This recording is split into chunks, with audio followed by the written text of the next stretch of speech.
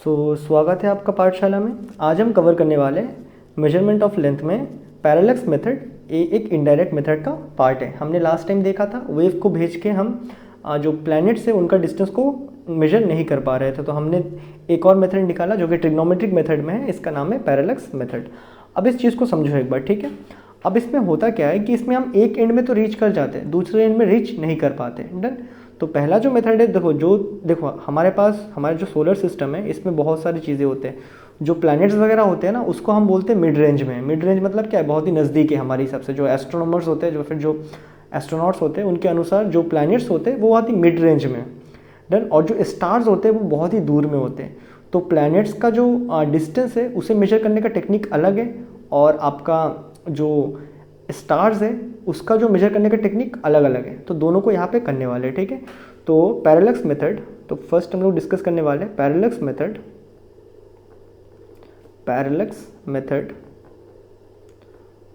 For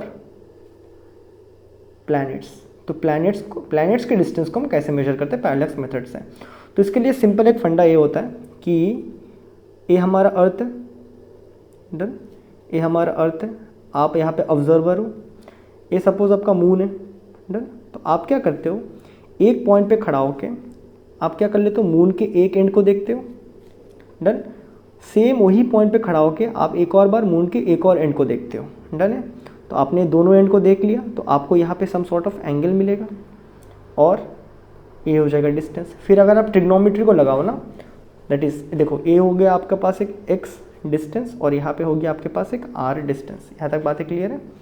अब देखो, अगर अभी हम सिंपल ट्रिग्नोमेट्री को एक काम में लगाए ना, देखो बाई अप्लाइंग ट्रिग्नोमेट्री, अब देखना लिखते हैं यहाँ पे here angle made is very small. यहाँ पे जो एंगल मेड हुआ है ना, यहाँ पे जो एंगल बनता है ना, इस एंगल को हम बोलते हैं पैरेलैटिक एंगल। तो here parallactic angle made is very small, therefore. अब जब भी ये एंगल बहुत ही स्मॉल होता है ना, तो हम लोग tan थीटा sin थीटा को क्या लिखते हैं, डायरेक्टली वही लिख देते हैं। तो ये बहुत ही स्मॉल एंगल है, तो स्मॉल एंगल के केस में आप क्या कर सकते हो, आप डायरेक्टली लिख सकते हो theta is equal to X upon R. जब बहुत ही एंगल स्मॉल होता है तो आप डायरेक्टली लिख सकते हो theta is equal to X upon R. तो यहाँ पे थीटा आपके पास है, आपने इस एंगल को मेजर कर लिया, आपने यहाँ पे खड़ा होकर दोनों मून के दोनों एंड्स को ऑब्जर्व किया, आपको एंगल मिल गया। अभी अगर इसमें से आपको x या r इसमें से कोई भी एक मतलब क्वांटिटी पता चल जाए तो आप इजीली पता कर सकते हो और एक क्वांटिटी को। डन है। तो यहाँ पे जो थीटा है वो क्या होता है आपका पैरेलैटिक एंगल। और क्या होता है, बहुत ही स्मॉल होता है, इसलिए इसको हम लोग मेजर करते हैं रेडियंस में। किसमें मेजर करते हैं, रेडियंस के साथ आपको इसका जो यूनिट दिखेगा ना, रेडियंस के बाद मिनट सेकंड, मतलब रेडियन के बाद आवर, फिर मिनट, फिर सेकंड भी दिख जाएगा। डन। तो इसको हम लोग रेडियन में मेजर करेंगे।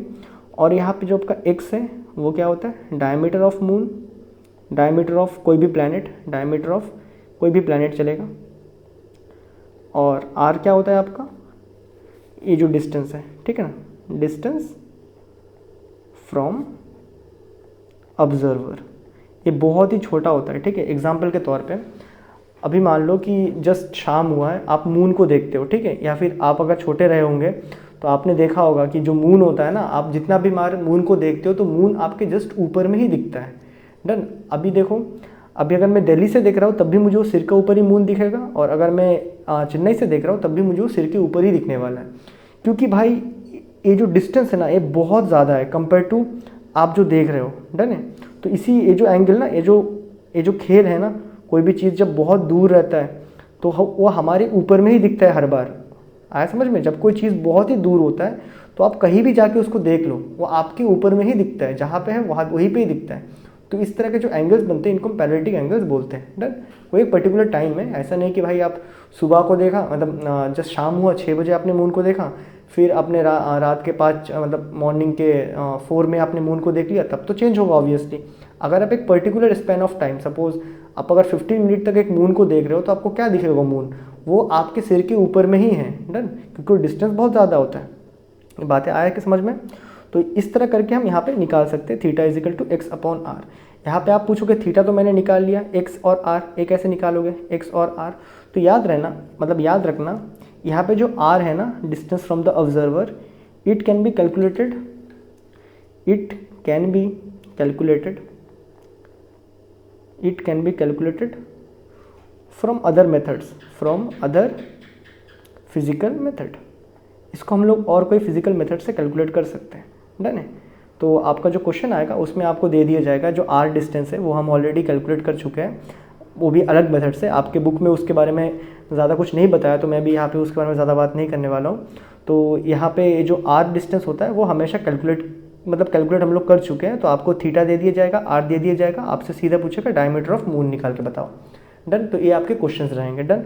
तो ये होता है पैरेलक्स मेथड फॉर प्लैनेट्स। ये बातें क्लियर है? नाउ जो very important, that is parallax method for stars. इसमें दिमाग खराब होता है। अभी क्या है? Parallax method for stars. ये चीज़ को बड़ा समझना।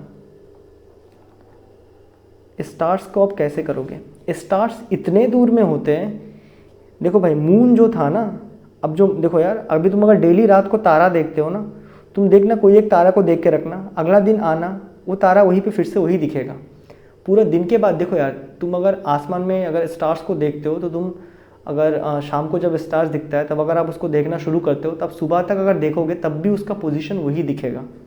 इसका मतलब कुछ यह है कि स्टार्स बहुत ही दूर में होते हैं। तो लिख देते हैं stars are very far from our planets. ये हमारे प्लैनेट से बहुत दूर में होते हैं, done. So we see them at exact position in a night. एक रात में हमें, नाइट या डे जो भी बोलो, एक रात में हमें वो सेम पोजीशन दिखता है। एक वीक में, एक हफ्ते तक तब भी हमें वो एक ही जगह में दिखेगा। एक डे में, अच्छा एक मंथ में, तब भी हम उसको वही जगह में दिखेंगे, ठीक है। तो एक जो स्टार्स होते हैं ना, इनको अगर आप डेली देखते हो तो आपको दिखेगा एक दिन में वहीं पे, एक हफ्ता बाद अगर आप फिर से देखोगे तब भी दिखेगा वो स्टार वहीं पे, एक मंथ बाद देखोगे तब भी आपको वहीं पे ही दिखेगा।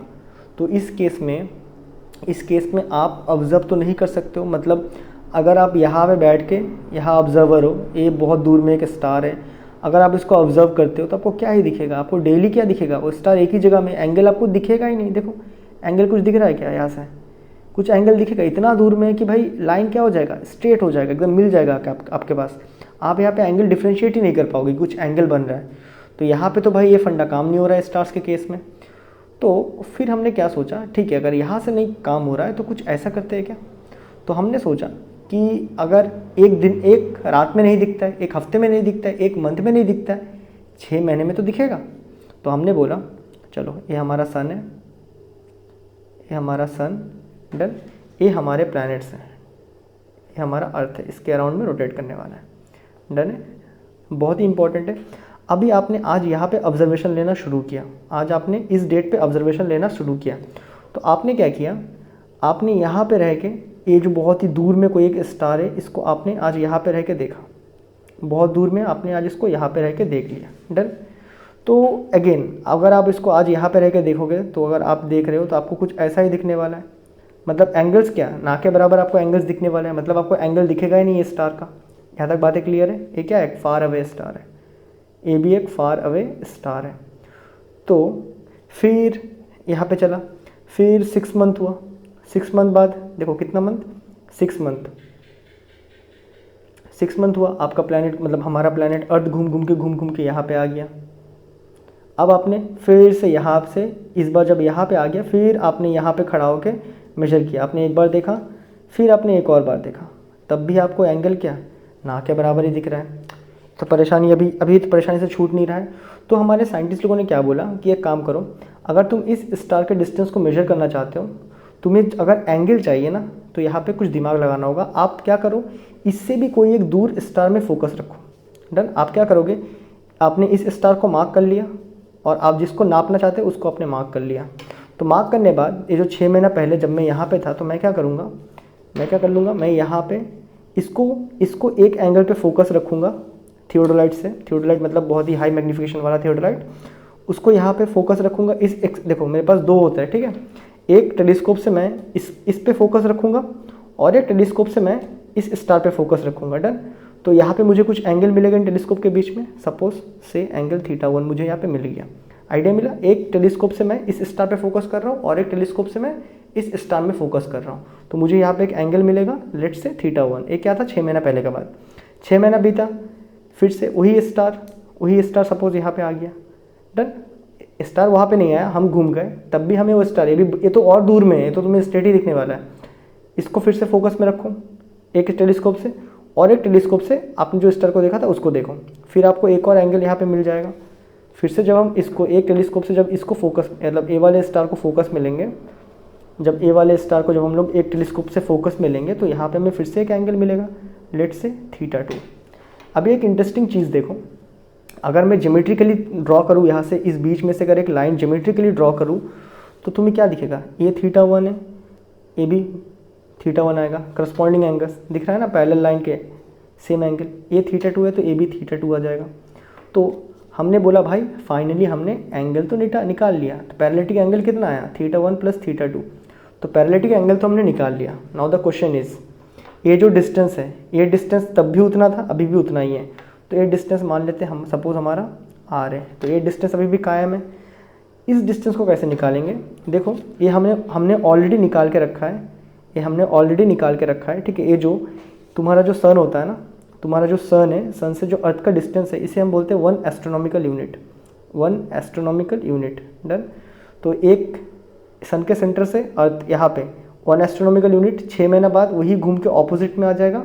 तो ये वाला डिस्टेंस कितना आएगा आपका, एक और एस्ट्रोनॉमिकल यूनिट। तो कुल मिला के हमें ए डिस्टेंस भी पता है, ए एंगल भी हमने पता कर लिया, तो इजीली हम इस आर को निकाल लेंगे कि कितना डिस्टेंस में है वो। आइडिया मिला। हमें ए डिस्टेंस भी पता है, ए भी पता चल गया। तो यहाँ पे फाइनली ये पूरा प्रोसीड्यूर था। तो फाइनली सो पैरेललिटिक एंगल, जो पैरेललिटिक एंगल बनाना यहाँ पे, जो पैरेललिटिक एंगल बना हमारा यहाँ पे, वो क्या बना, θ = θ1 + θ2 करके हमारा पैरेललिटिक एंगल मिल गया। ऑल्सो जो डिस्टेंस x है, ऑल्सो x हमने कितना निकाल दिया, 1 astronomical unit plus another 1 astronomical unit, पता चल गया हमें, दैट इज़ 2 एस्ट्रोनॉमिकल यूनिट। सो जो डिस्टेंस r, तो यहाँ पे भी देखो, अगर तुम वही एंगल बनाए ना पैरेललिटिक एंगल, बस इस बार इस यहाँ पे बन गया। तो इस केस में अगर तुम लिखो तो क्या लिख दोगे, θ = यहाँ से अगर देखो तुम तो θ = x मतलब ए वाला चीज़, x/r। डन। तो यहाँ पे सो डिस्टेंस दैट इज़ हमें इस बार r निकालना है, तो r = x/θ आ जाएगा। इस बार हमें क्या निकालना है, r निकालना है, इस डिस्टेंस को निकालना है। डन है। तो डिस्टेंस = क्या आ जाएगा तुम्हारा, r = x/θ। यहाँ पे x कितना है, 2 एस्ट्रोनॉमिकल यूनिट अपॉन θ क्या है तुम्हारा, पैरेललिटिक एंगल। डन। तो ये था आपका मेजरमेंट। अगर आप एक प्लैनेट को मेजर कर रहे हो जो कि एस्ट्रोनॉमर के मतलब एस्ट्रोनॉट्स के अनुसार बहुत ही नज़दीक में है, मिडवे में है, आपके बहुत नज़दीक में है प्लैनेट्स, और स्टार्स क्या है जो कि एक दूसरे गैलेक्सी होते हैं, वो बहुत ही दूर में है। अगर उनका डिस्टेंस मेजर करना है तो आप इस तरीके से मेजर करोगे। तो आई होप आपका पैरेललिटिक मेथड का दोनों मेथड आपको एकदम क्लियर हो चुका है, और आप अभी मतलब आप इसके न्यूमेरिकल्स को लगा सकते हो, सॉल्व कर सकते हो। अगर न्यूमेरिकल सॉल्व नहीं हो रहा है तो टेलीग्राम ग्रुप को ज्वाइन कर लेना, तो और वहाँ पे मतलब लिख लेना, तो हम लोग वहाँ पे लाइव कुछ बातें कर लेंगे कैसे सॉल्व करना है, कि क्या नहीं करना है। अगर और कुछ भी मतलब तुम्हें कुछ एक्सप्लोरेशन टाइप का कुछ डाउट्स वगैरह आता है तो टेलीग्राम ग्रुप में आ जाओ, आराम से वहाँ बैठ के बात करेंगे। डन। तो मैं मिलता हूँ आपसे अगले वीडियो में, तब तक के लिए गुड बाय।